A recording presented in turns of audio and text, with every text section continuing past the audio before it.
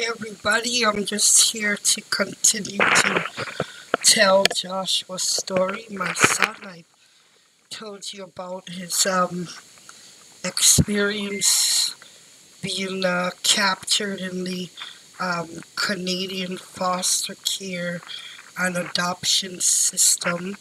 I've told you the effects all that trauma has had on my son.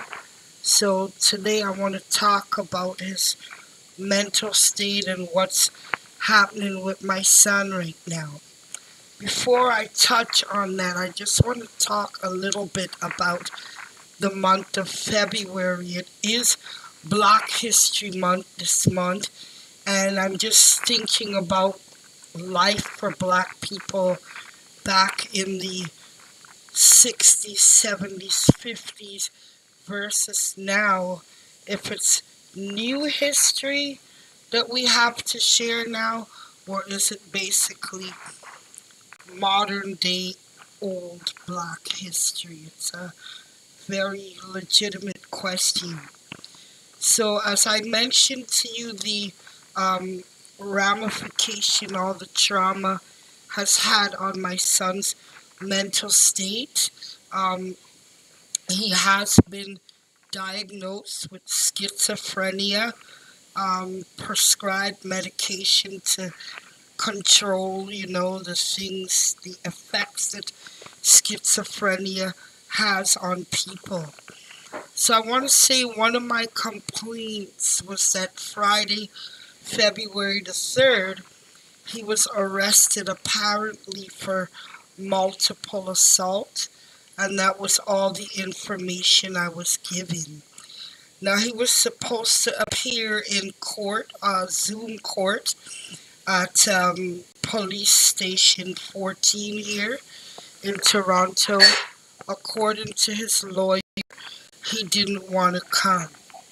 They remanded it over to the mental health court at Old City Hall. Apparently, again, he didn't want to come. This was Monday, on the 5th, Monday the 5th, that's right. So I've been calling around trying to find out, is he getting his medication? Will he be moved to a hospital facility rather than being in a cell? And I just keep hearing the same story that Josh was refusing to attend court by Zoom. So I do strongly believe in God, and his timing is flawless. So today I decided to get up and go to Old City Hall Court and see what's going on. I was supposed to leave in the morning, but by God's direction, I left this afternoon, got there to the court at about 2 o'clock. When I got there was a full Zoom meeting in session. With God be the glory, his lawyer was in the Zoom and other people with similar mental issues. Now, one of the things that caught me off track about that fact is that one of the ladies, she really didn't want to be there on the Zoom camera, yet she was still there. Now, my son Josh was fairly tall and well built, so um, he hasn't been seen Friday on camera, Saturday, nor has he been seen Monday, and of course not today. So my question is, we all know it's nothing new that the police can use excessive force, physical, when they're arresting predominantly Black individuals. So I'm just wondering, how long will my son be in the jail cell for the system to wait on him in his mental state to be compliant to come to court? I know that after a certain time frame, it's illegal to hold anybody indefinitely without taking them to court. Now, when I went in the court today, I did wave out my hand to let them know I'm here. When I got, the judge allowed me a moment to come up to this and speak, and I identified myself as Joshua's mother, Vanessa St. Louis. And I said, "Where is my son? Can't see him. They're telling me he doesn't want to speak to me."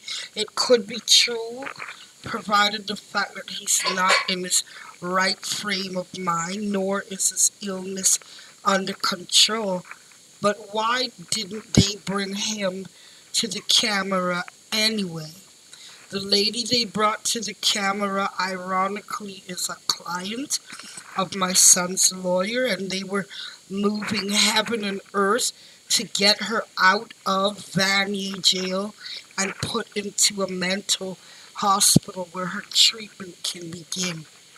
What stopped them from bringing my son to the camera and to put a rush on him getting the treatment? Mind you, I'm not trying to pull the race card, as they say, but this prisoner, she was a white lady, and they were specifically saying they want her in the hospital for treatment before the 23rd of February. So definitely it's become a priority. I asked the judge, "Where is my son?" And ironically, the psychiatrist from the South Detention Jail Center was present, and I did ask the court to indulge me and tell me, how can somebody who's been diagnosed, somebody who's been prescribed medication, someone who is unable to function rationally without medication to stabilize them, how can they be deemed fit to decide whether or not they want to come to court, whether they have mental issues or not? Legally, in Canada and all of North America, you cannot just leave anybody to rot in the cell without making a court appearance. So I asked the court, how can my son be responsible to be rational in his thinking? Clearly, you must know there's some mental issues going on, or you wouldn't have him in the mental health courtroom. It's a question that couldn't be answered.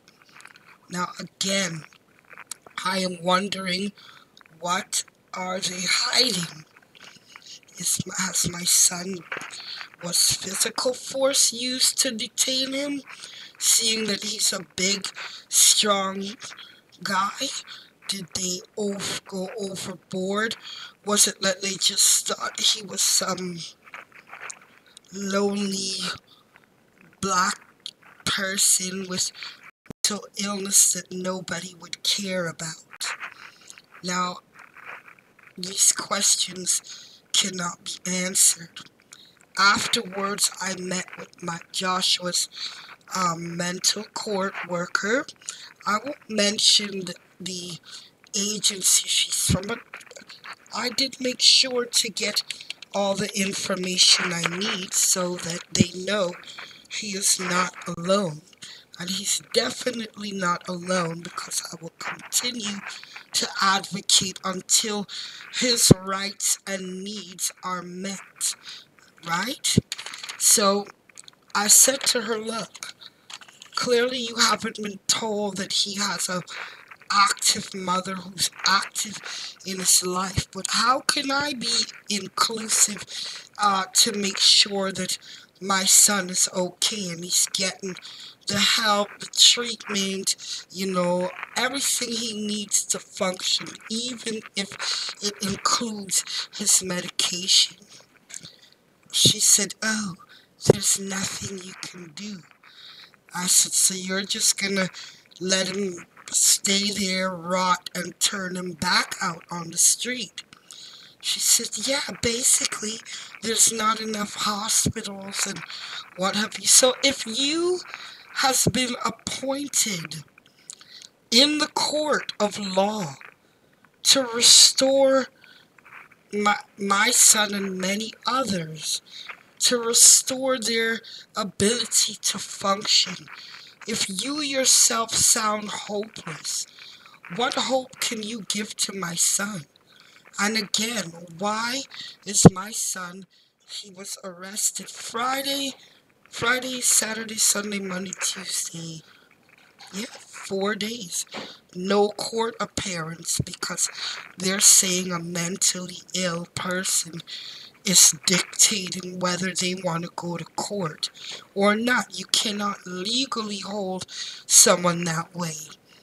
Now, when I don't have a reasonable reason as to why certain things happen, I do what we call in the classroom, I brainstorm. Now, that very same lady who was in Vanier, who the courts were pushing for her to get treatment, she was not black.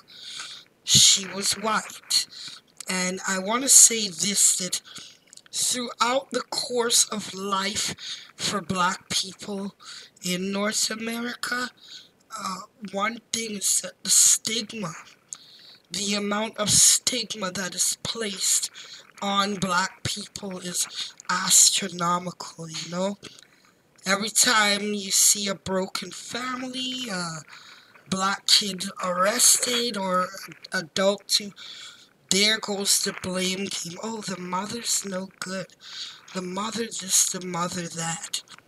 Now, I want to share with you that Joshua's not my only child. I do have 4 other children that have gone through being harassed, intimidated, and traumatized by the police. I'm going to share with you my son Dante, who is a year younger than Joshua. Just give me a second. It should populate.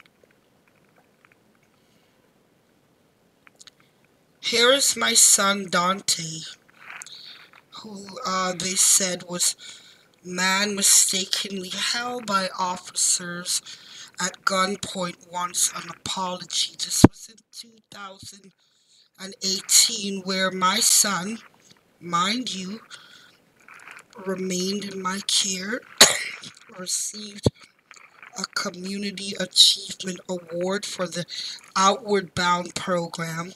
I just want to say that he also began working at 17 while going to high school at McDonald's, graduated on time from high school, was chosen to go to the Tim Hortons camp and get that wonderful opportunity. Never went to jail a day in his life. And yes, he was in my care.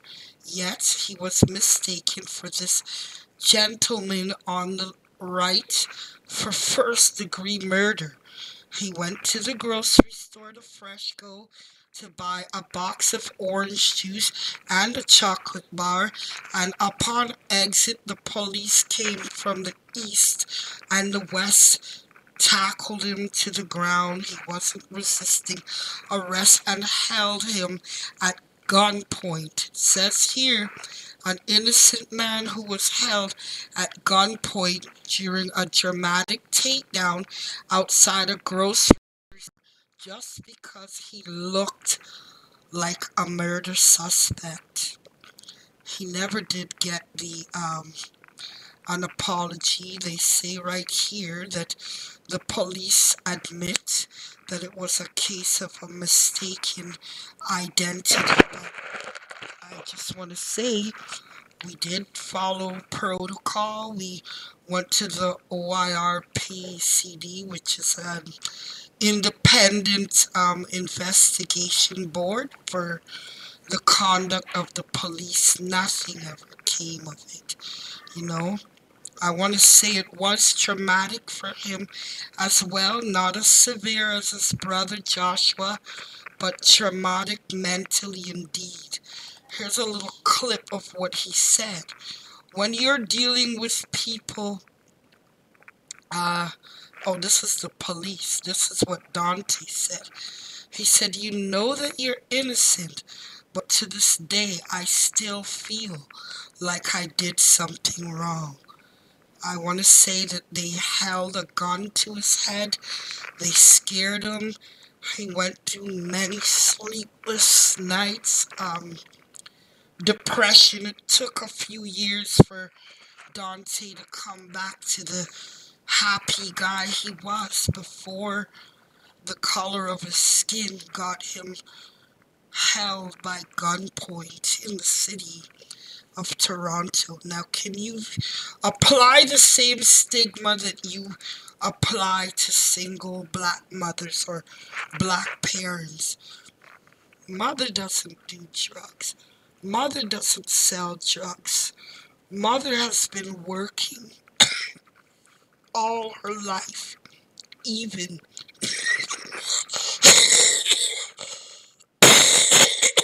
I apologize, even as a single mom. But let's just say I wasn't. Let's just say I was dependent on government benefits and I made serious mistakes in my life. Does it give the system a right to label people and continue to accost them the way they do with Joshua and Dante? I mean, I just want to show you, I just wanted to let you know they took two innocent boys and their trauma really mentally affected them. I'm grateful that Joshua um, I'm grateful that Dante overcame his trauma, but Joshua has not. I mean, I just want to show you something further.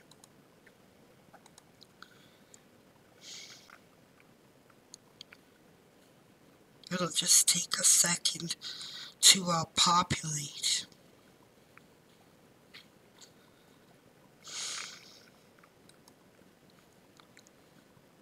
I guess it's taking its time. It'll show though. I, I'm just wondering what gives the right to the society, the system. What gives the system the right to see kids and just turn them from happy-go-lucky to so much trauma that they end up with mental illness? There he is. So Dante accused my son accused for first-degree murder because they claimed he looked like this gentleman, and they were vindicated for holding my child at gunpoint and wreaking havoc on his mental state. And then we've got Joshua here. This is what being in the system did. Being a crown ward with Children's Aid, being tossed out when his baby bonus dried up, you know. I'm just wondering why, you know what I mean? But that's the way of the system. So again, I'm going to ask you, when we hear about stories like Trayvon Martin, George Floyd, um,